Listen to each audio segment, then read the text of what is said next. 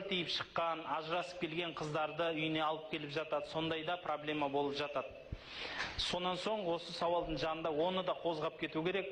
Біреулер бар, енді мен сонда бойдағы жігіт, мен есік көрген қызды алайын ба, бесік көрген қызды алайын ба дейді ма, не дейді? Сол есік, біреудің есігін босағасынан аттаған дей салайық енді, сондай қағазға орап. Сондай қызды алайын ба, күйге тисе де тимесе де дейді, босағада аттаған дей салайық.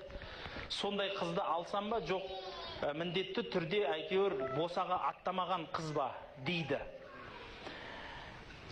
Пайғамбарымыз саллаллаху алейхи вассаламның заманында бір жігіт үйленеді.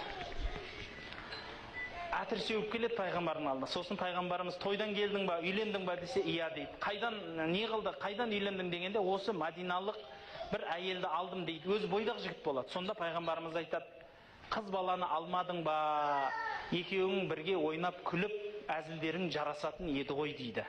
Расында да қыз бала бірінші, ең алғашқы осы былай айтқанда шымылдығын ашқан адамға өте ыстық болады. Сол үшін расында да дұрыс болады біздің салт дәстүрімізде босаға аттамағанға үйленген дұрыс болады.